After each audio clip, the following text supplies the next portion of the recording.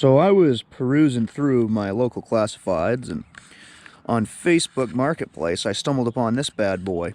So the ad said, Toro 217D, free, will load. So of course anything for free had my attention.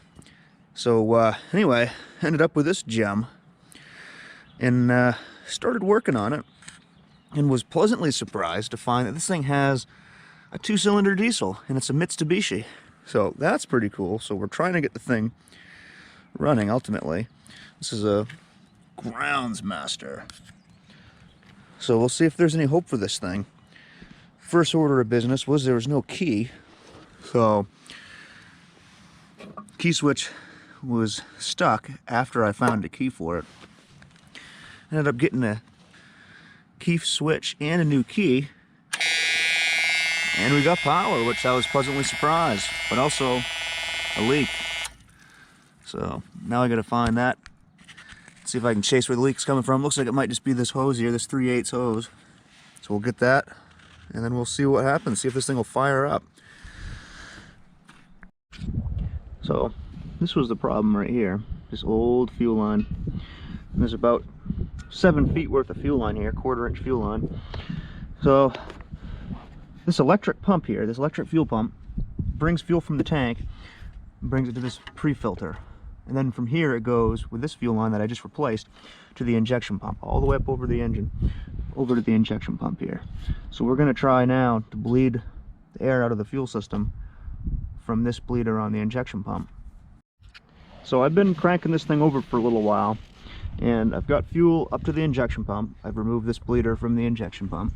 Fuel is at this point, and I've been cranking it over, trying to get fuel through the injection pump to these injectors, and I've loosened up both of these lines. So we're still trying to crank this thing over to get some air out of the fuel system.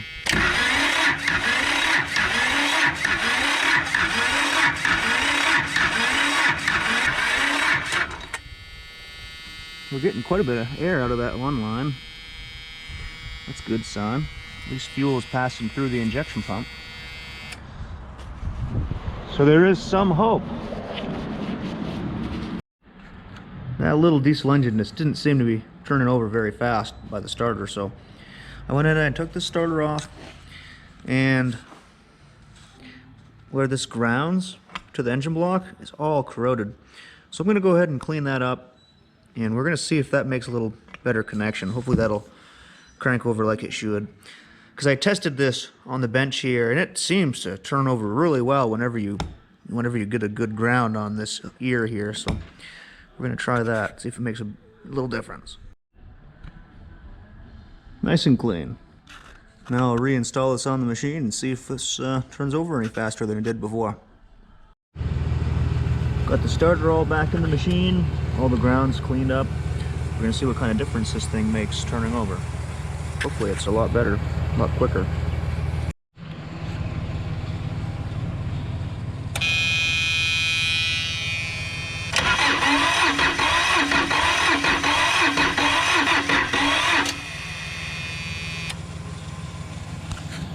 Not too much faster, but I guess it is increased speed a little.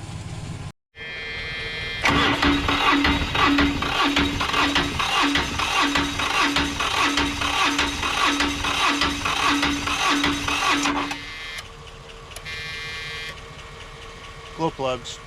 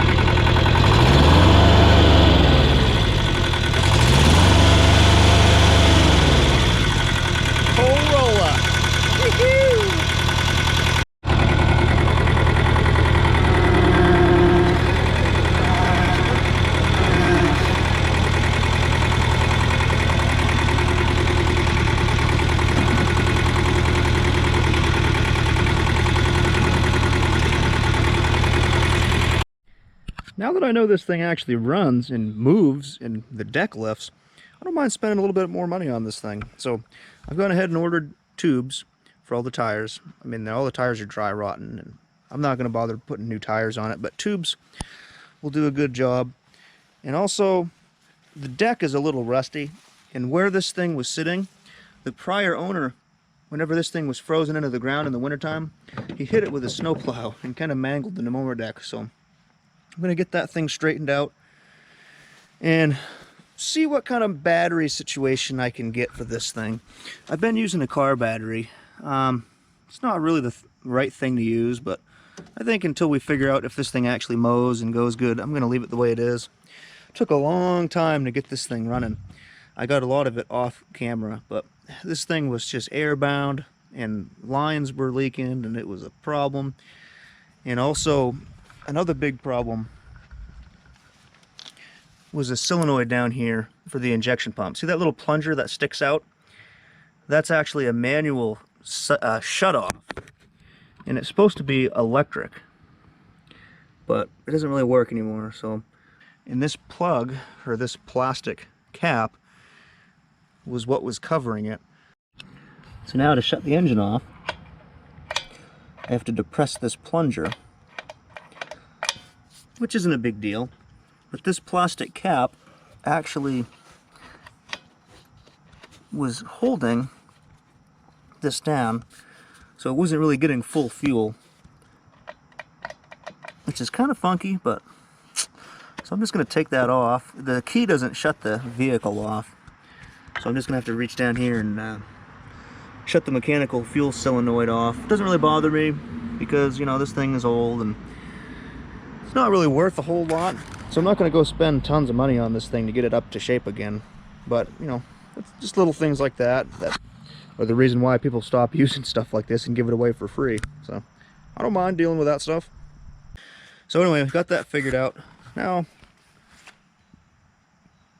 gonna get this thing working, I guess. See if we can do something with it. Ultimately, maybe we can mow with it. That would be awesome.